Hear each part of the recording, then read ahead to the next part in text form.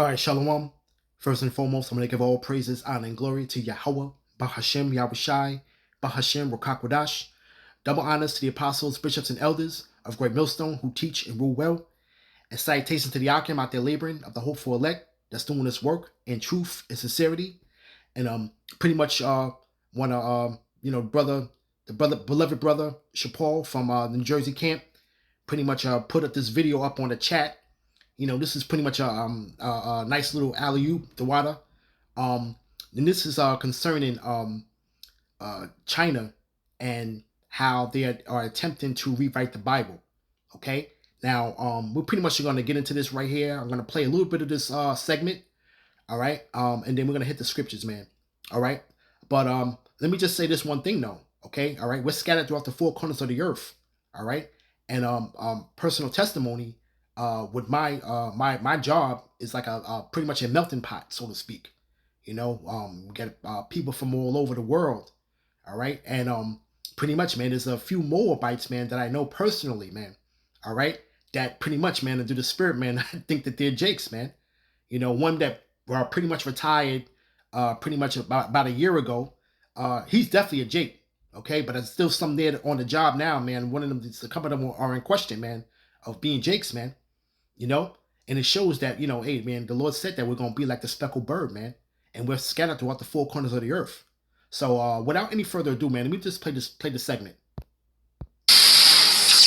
This week on Christian World News, rewriting the Bible, the Chinese government's attempt to change God's word, and its shocking portrayal of Jesus. Plus, taking the command to love your neighbor one step further.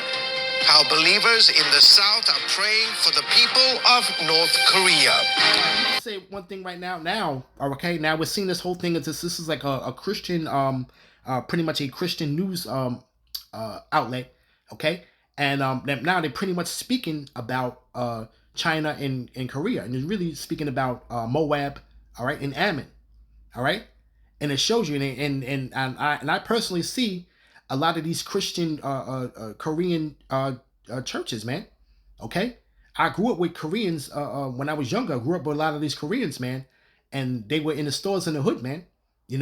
Okay, and they pretty much, a lot of them was active in the community, man. A lot of them even took to learn fluent Spanish, man, just to be able to do business in the hood, man. But let's continue. And worship like you've never seen before, featuring laser technology and the music of Christian artists. See the Museum of the Bible's latest attraction, All Creation Sings.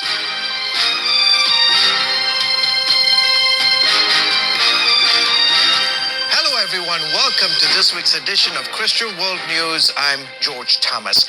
In China, get this, the Communist Party is in the midst of a 10-year project to rewrite the Bible, a version which will then be forced on Chinese Christians. One of the changes in this new Bible turns Jesus into a murderer. Dale Hurd has a story. Chinese Christians receive Bibles for the first time. With as many as 130 million reported Chinese Christians and the continuing explosive growth of the underground church, there are now more Christians in China than members of the Communist Party. The Chinese government's persecution of Christians has only led to even more church growth, causing the Communist Party to now target the Bible itself with what it calls an update with socialist values. And I say this now too, and the Communist Party pretty much, man, has been at war with Christians, man, forever, man. Okay, when you want to talk about the Bolshevik Revolution in Russia, okay, when the last Tsar, when you trace his line back, he goes back to Jake. Okay, the persecution of the Christians were there. Okay. And you got a lot of these other countries too, man. When you want to speak about the ideologies concerning Korea and Vietnam, man. Okay, you see, all right, because we did have war with those two countries as well. You see, But pretty much, man, hey, this persecution against the so-called Christians, man, it's been an ongoing thing, man. Okay, even in Africa, what is going on now, man. Okay, you see. Moving passages that don't reflect communist beliefs. Chinese are no longer content with all of these attempts to try to forcibly get Christians to deny their faith. And so now they've just taken it to a new level where they're trying to rewrite the scripture and to confuse them and to prevent them from becoming Christians. In one example from a high school textbook, a Communist Party revision of John chapter 8 about the woman caught in adultery says, Jesus once said to the angry crowd who was trying to stone a woman who had sinned, "He who is without sin among you, let him cast a stone at her." When his words came to their ears, they stopped moving forward. When everyone went out, Jesus stoned the woman himself and said, "I am also a sinner." We have seen. See, this is a goddamn lie. That's not how the story went, and this is how they're trying to rewrite it, man. Okay? You see? The Lord's going to destroy these doing Moabites, man. All right, let's get the scriptures real quick, man. Okay? All right.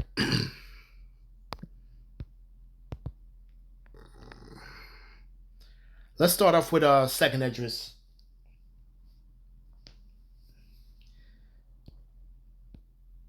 Bear with me. 15th chapter, right? All right. Concerning pretty much Moab, or you want to say Asia, okay? Because that is on the continent of Asia, right? This is 2nd Esdras chapter 15, verse 46. And thou, Asia, that art partaker of the hope of Babylon, and art the glory of her persons. You know, you are, this place, China has been the partaker in the hope of Babylon, because China pretty much tries to mirror themselves like Babylon. You see? And this place is nothing but a filthy abomination, man. You see? It says, "Woe be unto thee, thou wretched, because thou hast made thyself unto like her," speaking about Babylon, "and hast decked thy daughters in whoredom."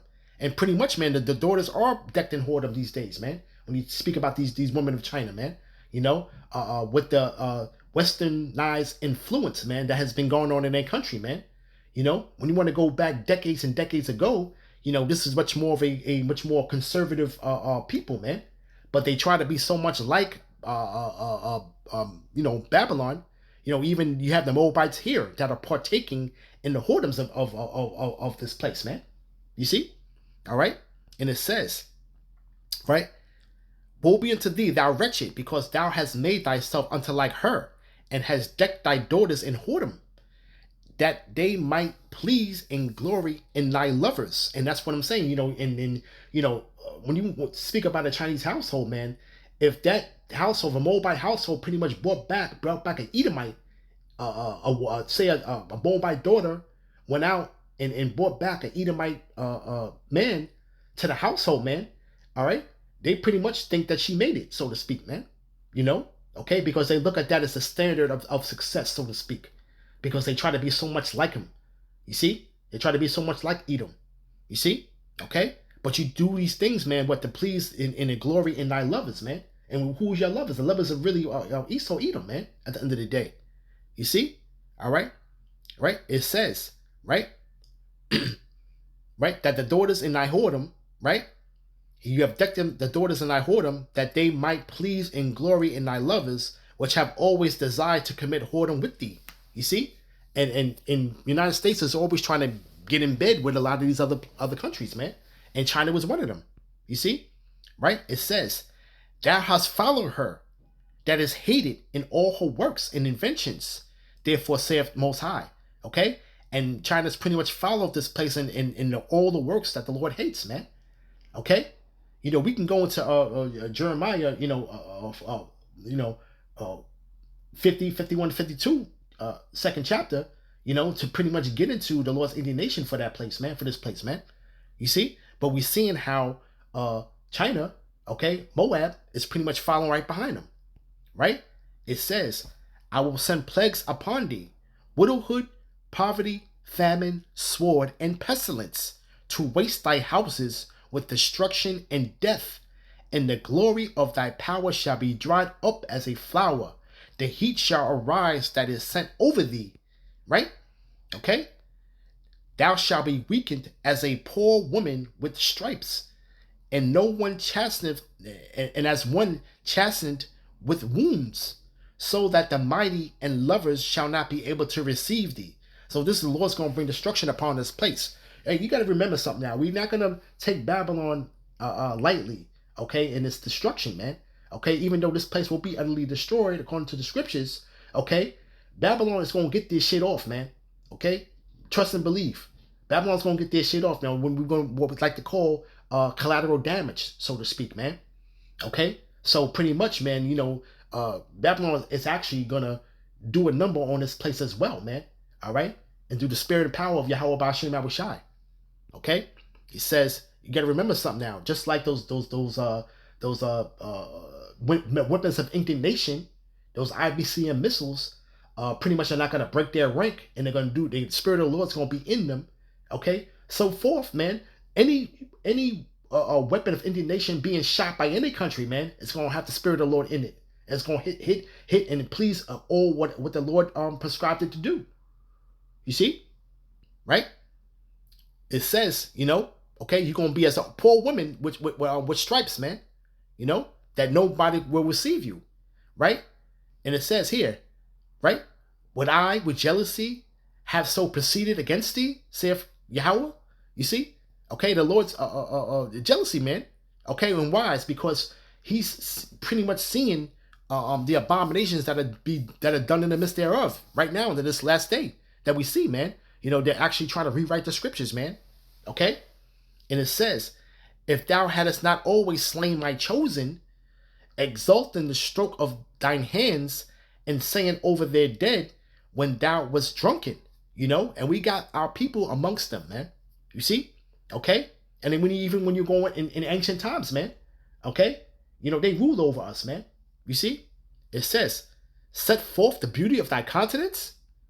The reward of thy whoredoms shall be in thy bosom. Therefore shalt thou receive recompense. Okay? The recompense is going to come upon their head, man. Okay?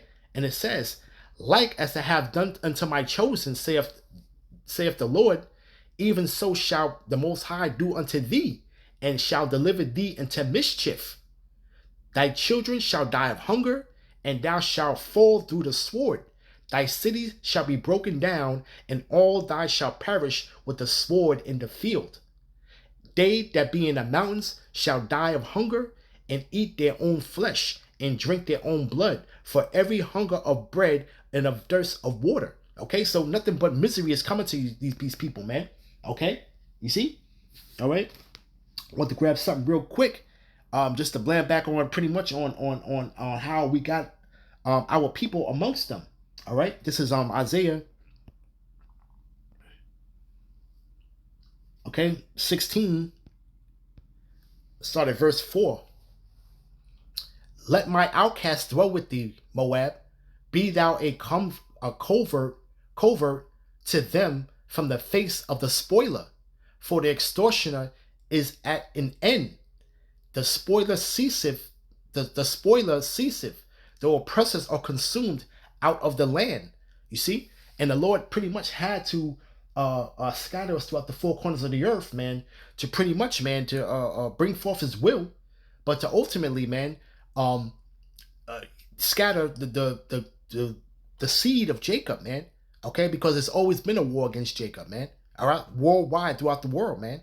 And really, when it's guys, when you want to call it ethnic cleansing, when you have the terms ethnic cleansing, when you have the terms pretty much of persecution of the Jews, okay, you see, all right, persecution of the persecution of the Christians, so to speak, Salak, if I most spoke, and things alike, man. You see, all right, but it says, and in mercy shall the throne be established, and he shall sit upon it in truth. Talking about Yahweh Shai in the tabernacle of David, judging and seeking judgment and hasting righteousness. Right? We have heard of the pride of Moab. He is very proud, even of his haughtiness, and his pride and his wrath. His lies shall not be so. Okay, and what's the lie that's not being so? Right now, we just witnessed a lie to where he's trying to rewrite the scriptures, man. Okay, you see, why is he doing that? You have to ask yourself, why is he doing? Why is somebody in China concerning themselves with the scriptures, man? Okay, when the majority of them, when you think of China, the majority of them believe in Buddha. You see, all right. So when I played the segment pretty much said that there's 130 million Christians, okay, of that Christian denomination in China. Now you got to remember, China is over a billion people, so you got 130 million that are there alone. You see, okay, and it says, right, therefore shall Moab howl for Moab, everyone shall howl, for the foundations of Kirharthareth shall ye mourn, surely they are stricken. You know, and it's just like I said, hey, judgment is coming, man. Judgment is coming for Moab, man. You know, we speak about Russia and its allies and stuff like that, but you gotta remember something though. There's a great superpower that's out there in the Far East, and it's China. But the Lord pretty much has the recompense coming unto them, man. You know, all right. Um, let's see. Let's get back to that real quick though, because I wanted to jump around a little bit. I want to hit the points real quick. All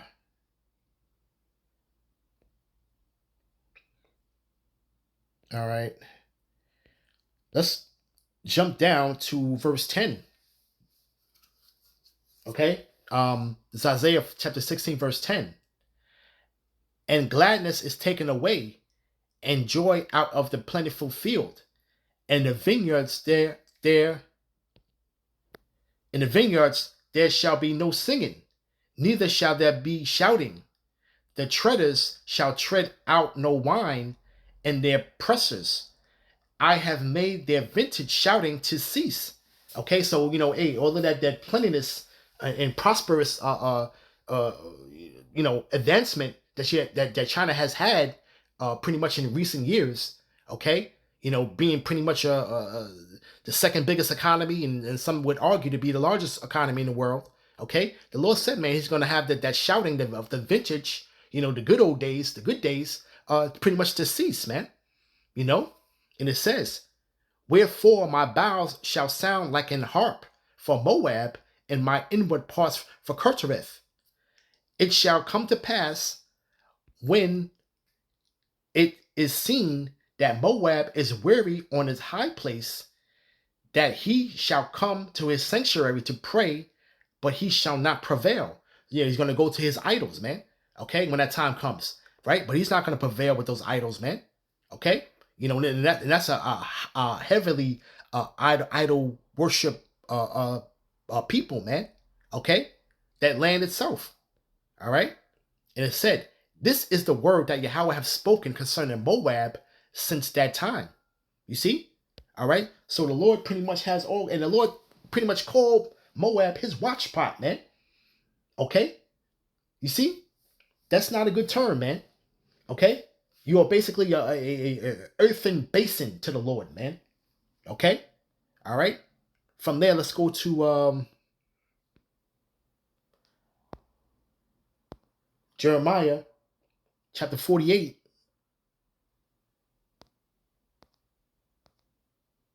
Salakia.